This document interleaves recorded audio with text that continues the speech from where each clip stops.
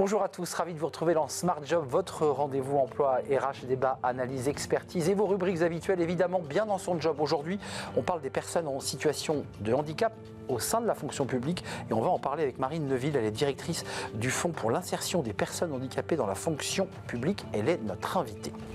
Le cercle RH, l'importance des rôles modèles et alliés, on parle des personnes LGBT+, leur place, leur intégration au sein d'une entreprise. On en parlera avec nos invités qui sont des experts, Catherine Tripon, Delphine Maisonneuve pour le groupe Vive et puis Olivier Dragère qui est le président du groupe d'Agère, du nom éponyme, qui est un rôle modèle dirigeant LGBT+, en 2022. On fera le point justement sur ces lauréats et sur ces actions d'inclusion. Ils seront avec moi dans quelques instants. Fenêtre sur l'emploi, arrêt maladie de complaisance. Vous l'avez vécu. Vous savez, ces arrêts maladie qui vous sont envoyés par Internet, un médecin a été condamné. On fera le point avec Justine Godet, elle est avocate en droit du travail. Que dit la loi sur ce sujet? Voilà le programme. Tout de suite, c'est bien dans son job.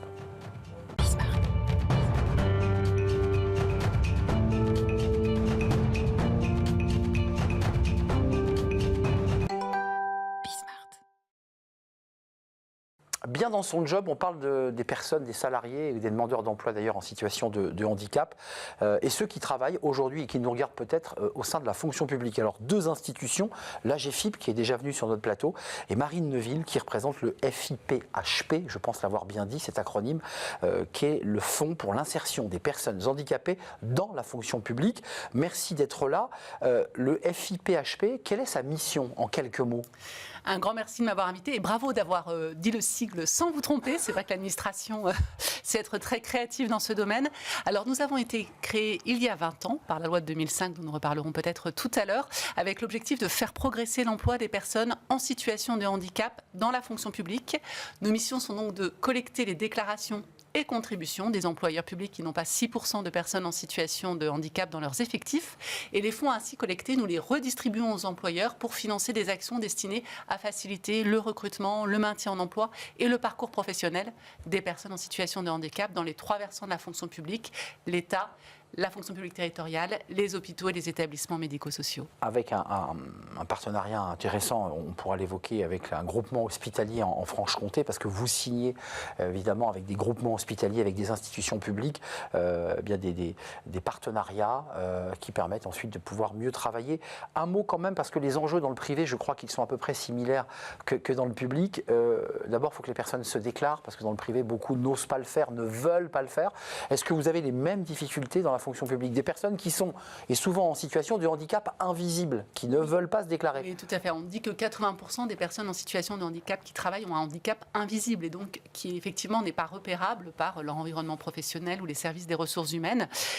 Effectivement, souvent, les personnes en situation de handicap ont encore des craintes à parler de leur handicap parce qu'elles ont peur d'être discriminées sur leur poste de travail, dans leur évolution de carrière et que finalement, ce soit plus un préjudice qu'un avantage sur leur lieu de travail. Et donc, effectivement, là, nous avons vraiment des actions de sensibilisation à mener avec les employeurs publics pour montrer qu'au contraire, savoir qu'une personne est en situation de handicap, c'est aussi pouvoir l'aider, aménager son environnement de travail et éviter que son handicap ne s'aggrave et ne conduise éventuellement à une désinsertion professionnelle. Précisons Marine, avec la possibilité pour certaines situations de changer de poste, parce qu'il y a des situations qui ne sont plus adaptées, des postes qui ne sont plus adaptés. Ça fait partie du parcours professionnel.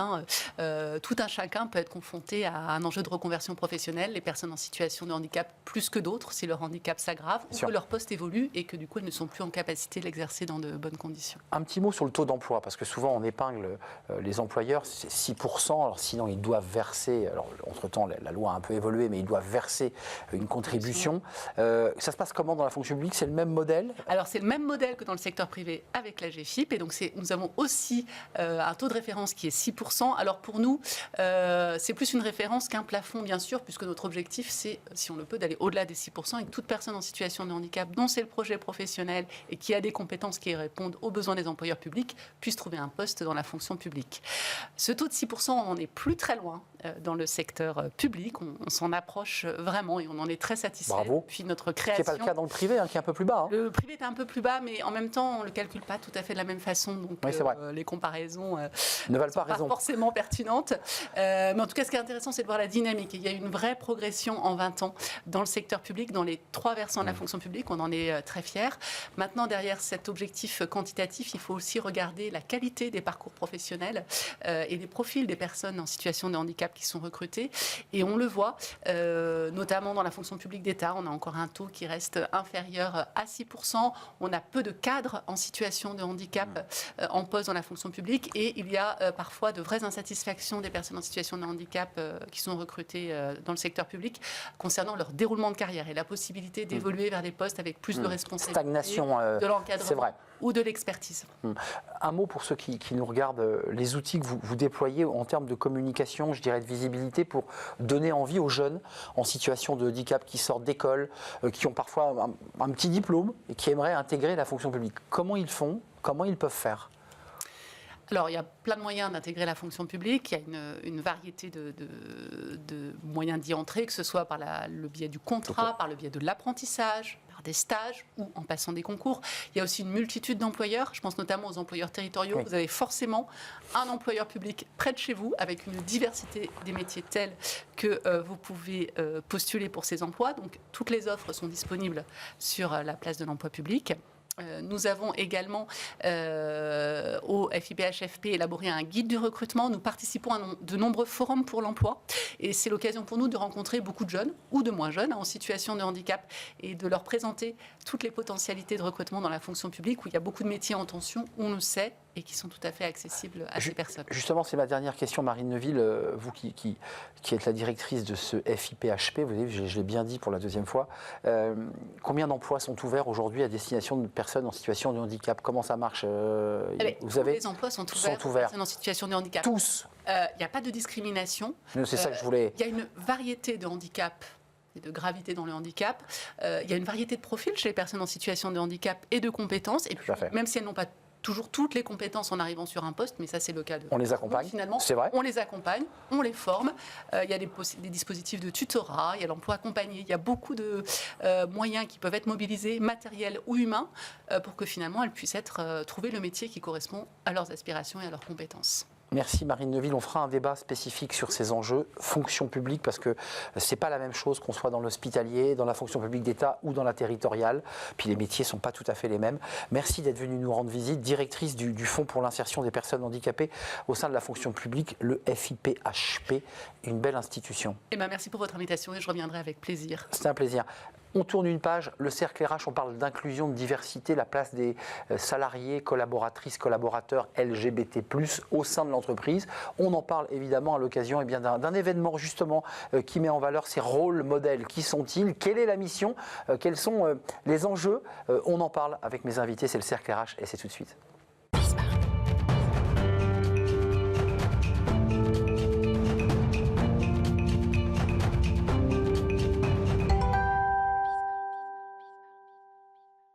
Le cercle RH pour parler de la place, de la situation des collaboratrices, des collaborateurs LGBT+, au sein des entreprises, la manière dont ils sont accueillis, la manière dont ils s'épanouissent aussi. On va en parler avec mes invités et on va parler du rôle modèle. On va tout vous expliquer. Mes invités sont là. Catherine Tripon, ravie de vous accueillir.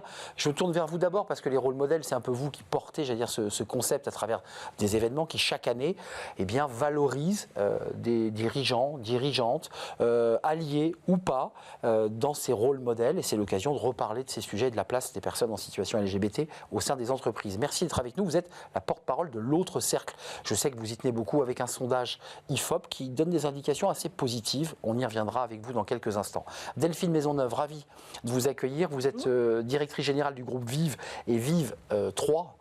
Qui est la branche santé, je répète mécaniquement ce que vous m'avez dit, merci d'être là, et vous avez été, et vous êtes rôle modèle, dirigeante alliée 2024, donc l'événement qui a eu lieu en octobre 2024, vous nous ferez partager votre engagement, puis l'importance que cela a pour vous au sein du groupe Vive. Et puis Olivier Dragère, ravi de vous accueillir. Bonjour. Portez le nom de votre entreprise, nom éponyme, entreprise créée au 19e siècle. Tout à fait. 1886. C'est ça, 1886, 350 collaborateurs. Vous êtes êtes rôle modèle, vous dirigeant LBT+, 2022. Tout à fait. D'abord, un mot à vous, parce qu'on va donner la parole à Catherine Tripon. Elle porte ce sujet depuis longtemps. Elle milite, puisque pour le coup, c'est un sujet d'engagement fort. Vous avez été un rôle modèle dirigeant LGBT+, 2022. Une fois que vous avez reçu ce prix, que vous êtes monté sur scène et que vous avez dit que ça vous touchait, comment ça se déploie ensuite quand on revient dans l'entreprise? Qu'est-ce qu'on dit et qu'est-ce qu'on fait? Alors, peut-être d'abord pourquoi on le fait. En fait, ça a été une vraie prise de conscience avec Catherine quand on a voulu parler du sujet dans l'entreprise et formaliser le sujet avec l'association L'Autre Cercle. Et en fait, j'ai pris conscience à ce moment-là que le chemin n'est pas forcément facile et que cette notion de rôle modèle, c'est important pour faire rayonner et montrer que le chemin peut être facile. En fait, c'est des montagnes jusqu'à ce qu'on franchisse l'obstacle, un petit peu comme un permis de conduire. Quand on va passer son permis de conduire, on s'en fait une montagne, puis une fois qu'on l'a passé, on se dit c'est une formalité. Faire son coming out, on pourrait faire un parallèle en fait sur le sujet. Vous allez faire son coming out en entreprise, parce que souvent on cache ça en entreprise, on ne le dit pas. Tout à fait.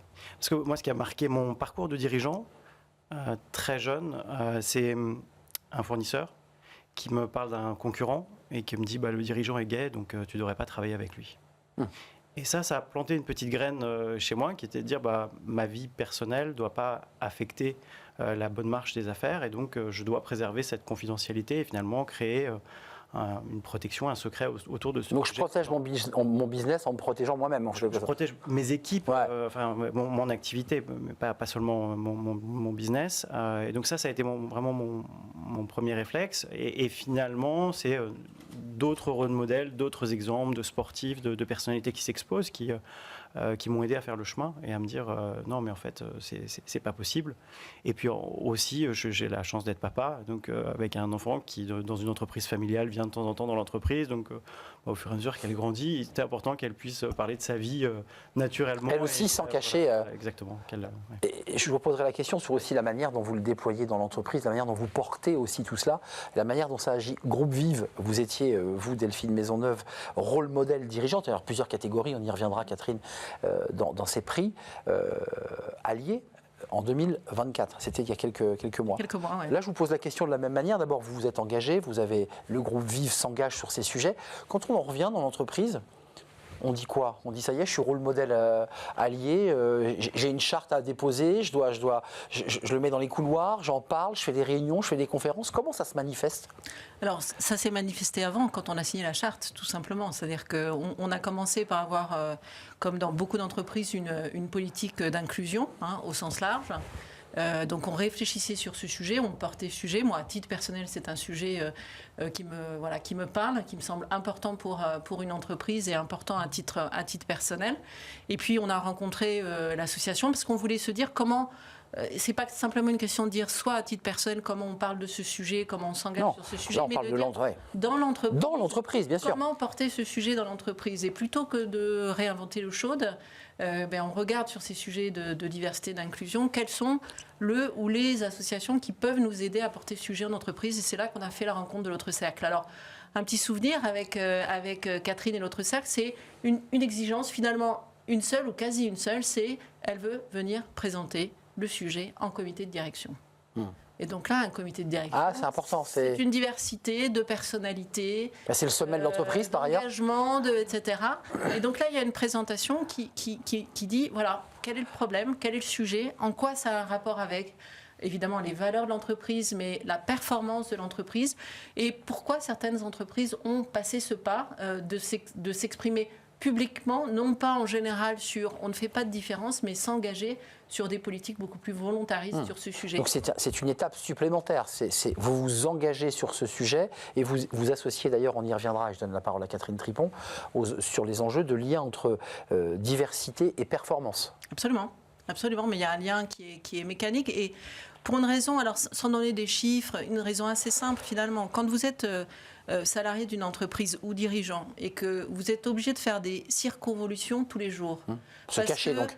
Parce que vous allez devoir vous inventer un conjoint qui n'existe pas ou ne pas... Enfin, tout ça, ce sont des micro-blessures, des micro-difficultés qui, quelque part, créent de la charge mentale. Donc, c'est du bon sens. On se doute bien que des salariés ne vont pas avoir le même niveau de performance que ce qu'ils peuvent expliciter, s'ils le souhaitent, leur orientation sexuelle. Et puis après, j'ai envie de dire, quand on passe à un deuxième stade, on peut aussi avoir un effet très positif sur, l'engagement des collaborateurs, qu'ils soient d'ailleurs LGBT ou pas, parce qu'ils voient que l'entreprise est véritablement inclusive, et parfois des belles rencontres, des recrutements. Alors, moi, j'ai fait une petite chose sur mon profil LinkedIn. J'ai mis comment on appelle ça, l'arc-en-ciel. J'ai reçu quelques candidatures parce que j'avais mis l'arc-en-ciel et que j'ai explicité publiquement mon engagement sur et vous l'assumiez. sujet. On en revient à l'idée d'assumer qui on est. Catherine Tripon, alors cet événement d'octobre, alors c'est pas le premier, je crois que c'est le 5e. 6e édition. On attaque la 7e au mois d'octobre cette année. 24 rôles modèles dirigeants et dirigeantes LGBT+, 19 rôles modèles dirigeants alliés, 47 rôles modèles LGBT+, 14 rôles modèles alliés. Chaque rôle modèle vient s'associer aux autres et s'empile et amplifie en fait le sujet depuis 5 ans et bientôt 7. C'était ça aussi l'objectif, c'était de créer une dynamique, une amplification du sujet. Bah oui, en fait, on a créé justement au mois de septembre le Cercle des rôles modèles qui réunit maintenant pas loin de 588 rôles modèles LGBT+ alliés. On va d'ailleurs faire un gros événement prochainement. Finalement, c'est toujours la question de l'exemplarité.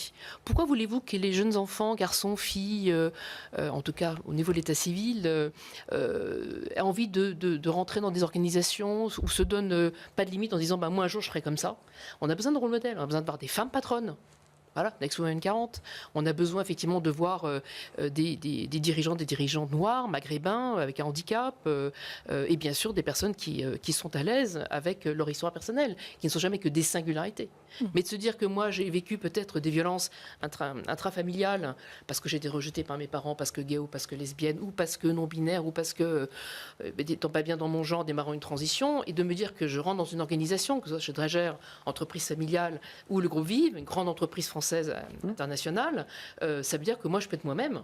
Et donc ça pose la question de l'engagement des salariés, de la rétention des talents, fondamentalement. Donc d'avoir des rôles modèles, ça veut dire c'est possible d'être visible sans que ce soit catalogué comme une affirmation militante, ce qui n'est pas du tout le cas. On est pragmatique à l'autre cercle. Non mais ça veut dire que c'est des entreprises qui ouvrent grand leurs portes. Delphine nous parle de ce petit logo qui envoie un signal, mais comment vous faites, vous, de votre côté, Olivier? C'est-à-dire, vous portez cette parole, vous affichez cette... On le communique, oui, très, très clairement, dès l'entrée, dans le parcours. Alors, notre métier, c'est d'être ambassadeur d'émotion. Donc, notre essence, c'est de créer... Vous faites de très belles choses, je voudrais vous le dire. Merci beaucoup. C'est de créer du lien par la carte de vœux et les autres produits, et puis de le faire de façon responsable, en ayant un impact positif. Donc, quelque part, c'est le cœur de mon métier, de notre attention de faire le lien. Pour moi, ce qui était important aussi avec la formalisation de l'autre cercle, le bénéfice, c'est que quand je commence l'aventure dans l'entreprise familiale, on est 65, on n'a pas forcément besoin d'écrire, de formaliser beaucoup de choses. Mais au fur et à mesure qu'on développe les effectifs et l'activité, assurer la continuité des valeurs, il faut des messages, des marqueurs un petit peu plus forts. Et donc le marqueur est notre engagement à la fois avec l'autre cercle et aussi avec la charte de la diversité, parce que c'est l'ensemble des diversités qui sont importantes à embrasser pour nous. On envoie un signal clair, c'est dans nos présentations vers nos clients, c'est dans nos présentations vers nos fournisseurs, c'est très visible vers l'ensemble de nos partenaires. Alors il y a des signaux forts et des signaux faibles. Dans les signaux forts, vous avez vu Donald Trump, Catherine Tripon, qui très rapidement, et aujourd'hui encore, alors rapidement a expliqué qu'il n'y avait que des hommes et que des femmes, et puis a pris des décisions radicales au sein de l'armée américaine, puisqu'il a décidé de licencier en fait l'ensemble des soldats transsexuels. Comment vous regardez cette situation? Est-ce qu'il n'y a pas une forme de radicalité ou de risque de radicalisation autour de ces sujets, puisque c'est la première ou la deuxième puissance mondiale à travers la voix de son président qui s'exprime sur ce sujet? Comment vous regardez ça? Cette radicalité, on la voit déjà en France depuis la deuxième élection présidentielle. Des paroles politiques, et sans parler de messages politiques, mais de paroles politiques très claires.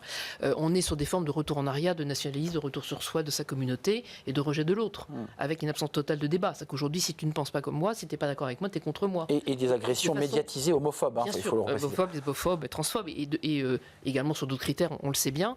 Donc, c'est pour ça qu'aujourd'hui, je maintiens très fort... très fermement que ce n'est que dans l'entreprise publique, privée ou dans l'administration, sur le lieu de travail, c'est le seul endroit qui est safe aujourd'hui.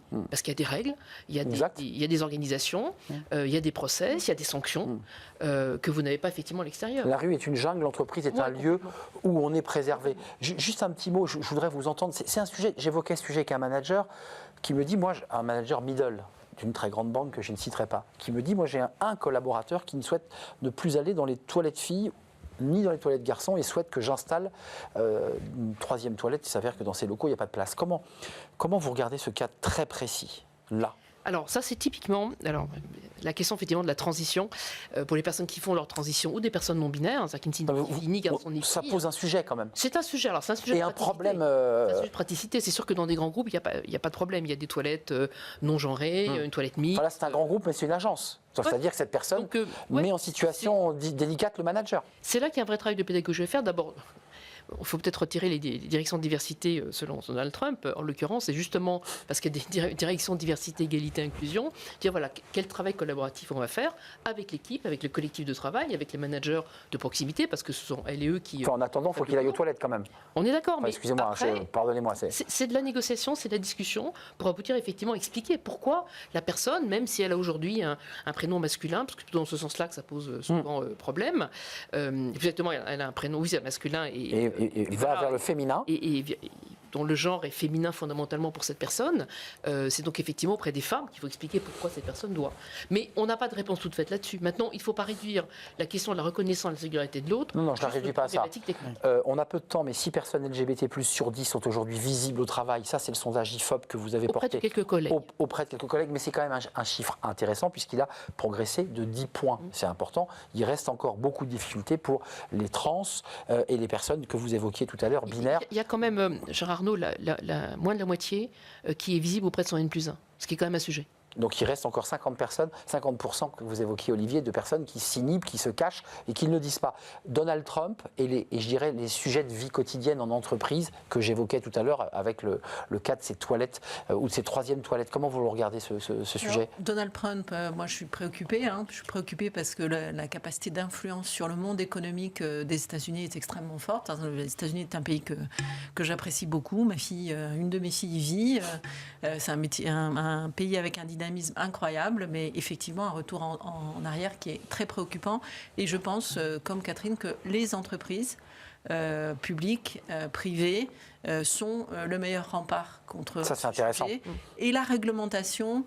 Et c'est pas souvent que je suis pour la réglementation, parce qu'en général, dans l'entreprise, on n'est pas des grands fanatiques de toutes les réglementations. Les entrepreneurs en général. Mais clairement, une réglementation européenne qui peut éviter un certain nombre de retours en arrière est importante pour se garder en quelque sorte par rapport à un possible changement ou une forme de radicalité à un instant T dans un des pays européens. Donc moi, je me sens autant citoyenne française qu'européenne, bon, un peu plus française qu'européenne, je dois le dire quand même. Mais qui fait muraille, qui fait contrepoint aux États-Unis. En me disant que l'Europe pourra apporter. Olivier Dragère, dernier mot, je suis désolé, le débat est passionnant. On entend, l'entreprise est devenue aujourd'hui un lieu et un espace de partage.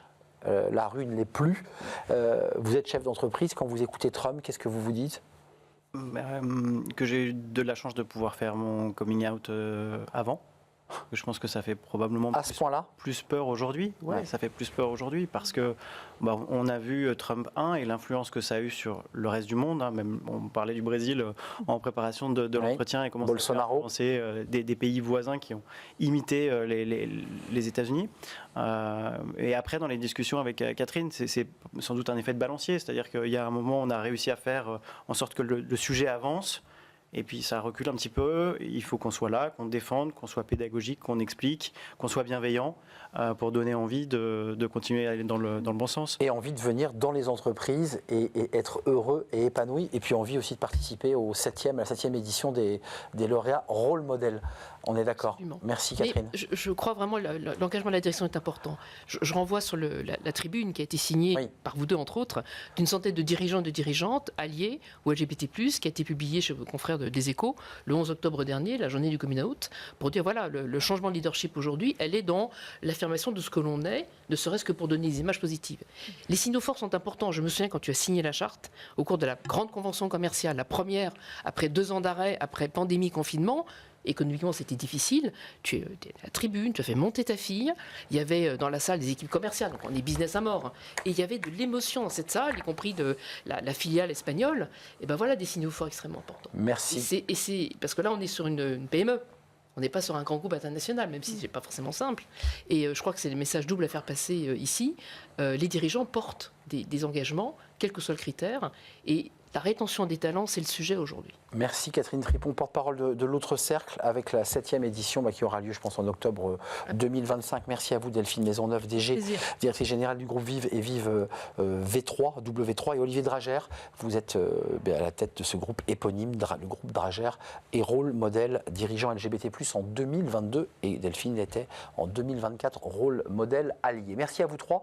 On tourne une page, le temps file à une allure incroyable. Tout de suite, ces fenêtres sur l'emploi.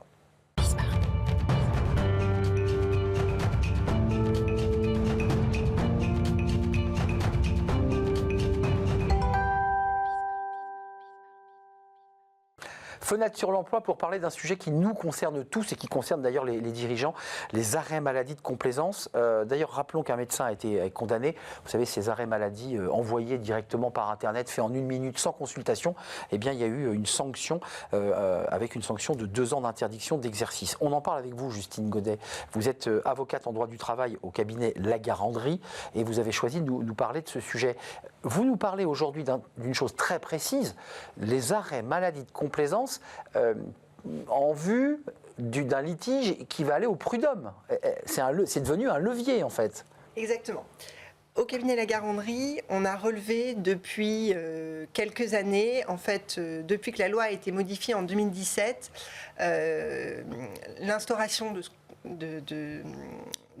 du nouvel article L 1235.3 du Code du travail a plafonné les indemnités de licenciement. En cas de licenciement sans cause réelle et sérieuse, désormais le montant des indemnités dépend uniquement de l'ancienneté du collaborateur. Face à ce plafonnement des indemnités, on a un certain nombre de salariés qui cherchent à déplafonner les indemnités qu'ils peuvent demander en sollicitant la nullité de leur licenciement. Et parmi les moyens pour solliciter la nullité de son licenciement, il y a effectivement la possibilité de faire reconnaître une maladie professionnelle. Et c'est là que les médecins peuvent être utilisés. Et il faut qu'ils soient extrêmement vigilants lorsqu'ils reçoivent un collaborateur qui vient de se faire convoquer à un entretien préalable, à ne pas se faire instrumentaliser en vue effectivement de servir une stratégie prud'homale. Donc le salarié, ça sera ma dernière question, va utiliser ce levier parce que son avocat lui dit tu te mets en arrêt maladie, mais comment on reconnaît une maladie professionnelle? C'est très long. Alors, une maladie professionnelle, en fait, elle est déclarée par un médecin sur un certificat médical. Ensuite, il y a tout un processus effectivement pour que ce soit reconnu par la caisse, mais Exactement. La simple déclaration par le médecin suffit à entraîner la protection. Et si l'employeur passe outre cette déclaration, il encourt effectivement l'éventuelle nullité du licenciement qu'il aurait prononcé. Donc ça repousse un peu plus et ça relance la négociation, ça crée un bras de fer avec l'employeur. Effectivement, ça crée un bras de fer avec l'employeur et dans lequel effectivement les médecins ont leur rôle à jouer. On a récemment obtenu la condamnation d'un médecin devant le Conseil de l'Ordre des médecins, c'est une décision du 8 novembre dernier, où la Chambre disciplinaire du Conseil de l'Ordre des médecins a considéré que le médecin dévalorisait la profession en ayant déclaré des maladies professionnelles pour un certain nombre de collaborateurs qu'il recevait pour la première fois à son cabinet et dont certains, il n'avait même pas vraiment tenu de consultation. Ce que j'évoquais à l'introduction, là, c'était vraiment le certi médical, pas sur Internet. Mais c'est exactement le même procédé qui consiste à déclarer des maladies professionnelles alors qu'on ne connaît pas le patient et en fait on la déclare uniquement en vue de lui octroyer une protection particulière contre le licenciement. Merci Justine Godet, vous reviendrez nous reparler de ce sujet parce que le temps malheureusement a filé, vous avez vu la vitesse avec laquelle passe le temps. C'était un vrai plaisir, avocate en droit du travail, cabinet Lagarandrie. Merci de nous avoir rendu visite dans notre chronique Fenêtre sur l'emploi. Merci à vous, merci à toute l'équipe, merci à Angel à la réalisation aujourd'hui, merci à Héloïse au son et merci à Nicolas Juchat bien sûr et à Juliette pour l'équipe de programmation. Merci à vous surtout pour vos messages, vos réactions. Et je vous dis à très bientôt.